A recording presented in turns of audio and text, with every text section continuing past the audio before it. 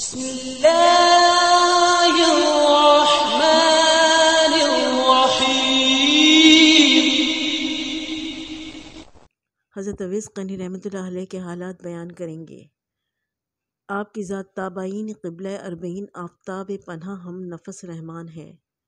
جناب رسول خدا صلی اللہ تعالیٰ علیہ وآلہ وسلم نے آپ کی نسبت ارشاد فرمایا، یعنی اویس قرنی رحمۃ اللہ علیہ احسان اور عظمت کی رو سے تابعین سے اچھے ہیں، جس کی تعریف خود رحمت للعالمین اپنی زبان مبارک سے فرمائے۔ حضرت صلی اللہ تعالیٰ علیہ وآلہ وسلم نے فرمایا کہ میری امت میں سے ایک مرد ایسا ہے جس کی سفارش اللہ تعالیٰ نے میری امت کے اس قدر گناہ گاروں کو قیامت کے دن بخش دے گا جس قدر قبیلہ ربیہ اور قبیلہ مضر کی بھیڑوں کے بال ہیں۔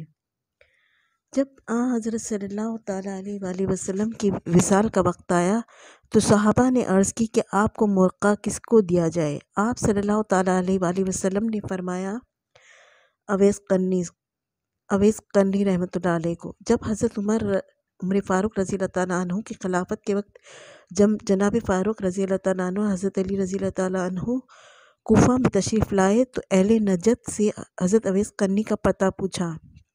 ایک شخص نے بتایا کہ ایک دیوانہ سا ضرور رہتا ہے جو آبادی میں کبھی نہیں آتا۔ جناب فاروق اعظم رضی اللہ تعالیٰ عنہ اور حضرت علی رضی اللہ تعالیٰ عنہ اس کے بتائے ہوئے پتے کے مطابق وہاں تشریف لے گئے۔ جناب اویس قرنی نماز میں مصروف تھے۔ پاؤں کی آہٹ محسوس کر کے السلام علیکم کہا۔ جناب فاروق اعظم رضی اللہ تعالیٰ عنہ نے جواب میں سلام عرض کرنے کے بعد آپ سے نام پوچھا۔ آپ نے جواب دیا عبداللہ۔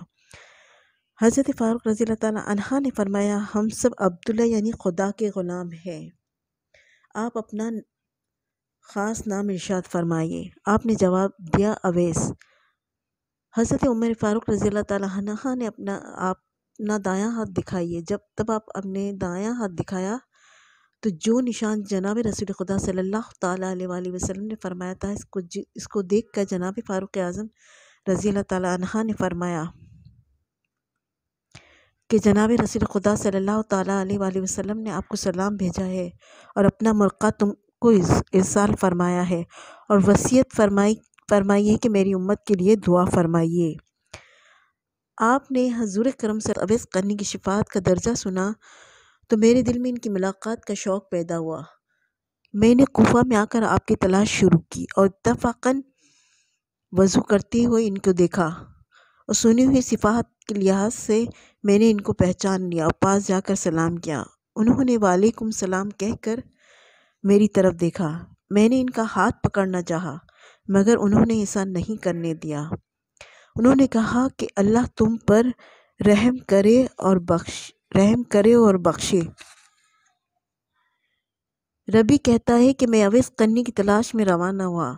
میں ان کے پاس پہنچا، وہ صبح کی نماز میں مشغول تھے۔ نماز سے فارغ ہو کر تسبیح شروع کی، یہاں تک کہ ظہر کی نماز کا وقت آ گیا۔ اسی طرح دو نمازوں کے درمیان تسبیح پڑھتے وقت نماز ادا فرماتے، یہاں تک کہ 3 دن گزر گئے، کچھ کھایا نہ پیا اور نہ آرام کیا۔ چوتھی رات میں نے دیکھا کہ فوراً بیدار ہو کر مناجات کرنے لگے، خداوندہ میں ایسی آنکھ سے جو زیادہ سوئے اور ایسے پیٹ سے جو زیادہ کھائے تیری پناہ مانگتا ہوں۔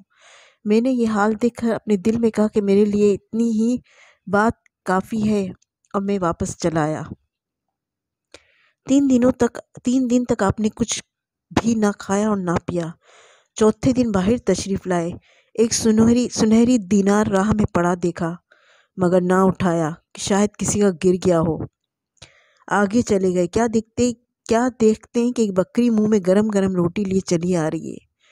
بکری نے وہ روٹی آپ کے سامنے آ کر ڈال دی۔ آپ نے اس روٹی کو نہ چھوا مگر بکری نے زبان حال سے کہا کہ میں اس خدا کے غلام ہوں جس کا تو غلام ہے۔ جب آپ نے اس روٹی کو اٹھا کر کھا لیا اور بکری گم ہو گئی۔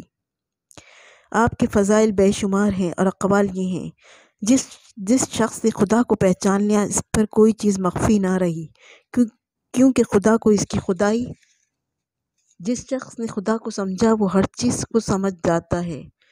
تنہائی میں سلامتی ہے، تنہا فرد ہوتا ہے اور وحدت یہ ہے کہ خدا کے سوا کسی کا خیال نہ آئے۔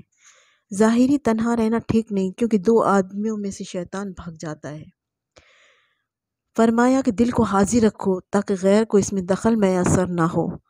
فرمایا کہ بلند عاجزی میں ہے، سرداری سچائی میں ہے، اور فقر میں ہے، اور نسبت پرہیزگاری میں ہے، اور بزرگی قناعت میں ہے۔